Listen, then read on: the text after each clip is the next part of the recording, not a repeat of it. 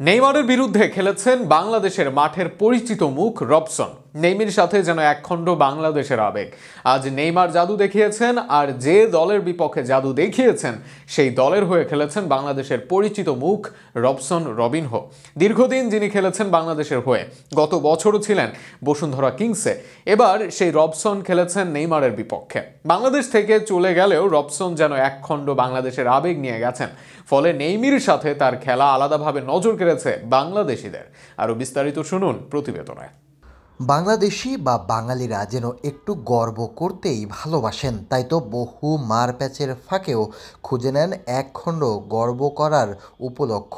এই যেমন ব্রাজিলিয়ান খেলোয়াড় রবসন খেলেছেন ব্রাজিলিয়ান খেলোয়াড় নেইমারের বিপক্ষে। তবে খুব স্বাভাবিক এই ব্যাপারটাই যেন অস্বাভাবিক আনন্দ দেয় বাংলাদেশিদের।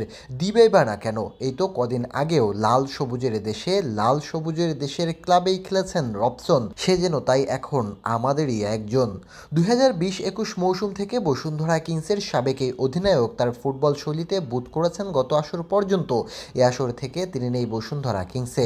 শোনা গিয়েছিল পাড়ি জমাবেন ভারতের ইস্ট বেঙ্গলে, কিন্তু গতরাতে এই রবিনহোকে হঠাৎ দেখা যায় নেইমারের সঙ্গে ম্যাচ খেলতে।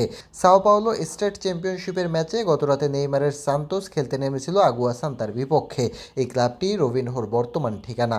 এবছরের জানুয়ারিতে 3 তারিখ নিজের সাবেক এই ক্লাবে যোগ দেন রবিনহো।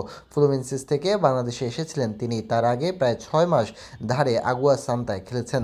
গত রাতের ম্যাচে 77 মিনিটে 21 নম্বর জার্সিতে বদলি হিসাবে মাঠে নেমেছিলেন বাংলাদেশ মাতিয়ে যাওয়া এই রবিনহো।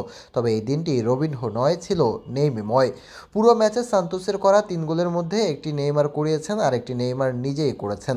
গোল অ্যাসিস্ট ছাড়াও 85 মিনিট খেলে 74 টাচে 87 ভাগ হারে 46টি সফল পাস দিয়েছেন নেইমার জুনিয়র। 3টি সফল লং বলের সাথে একটি করে শট করেছেন অন টার্গেট, অফ টার্গেটে। 13 চেষ্টায় 6 বারই সফল ডুয়েলস জিতিয়েছেন, 3 বার সফল ড্রিবলও করেছেন তিনি। সব মিলিয়ে নেইমার ছিলেন পুরো ম্যাচে আই টাচিং, যা দেখতেই মাঠে এসেছিল দর্শকরা।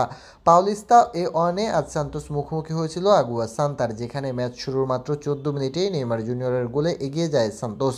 প্রথম অর্ধ শেষ হওয়ার আগেই খেলার 26 মিনিটে থাসিয়ানোর গোলে ব্যবধান 2-0 করে নেইমারের দল। সেক্ষেত্রে গ্যাব্রিয়েল সান্তোস সিলভার অ্যাসিস্টে গোল করেন নিতিনহো। 2-1 গোলের ব্যবধানে এগিয়ে থেকে প্রথম অর্ধ শেষ করলে ম্যাচের দ্বিতীয় অর্ধে বেশ কিছু চেষ্টায়ও গোল পাচ্ছিল না কোনো দল।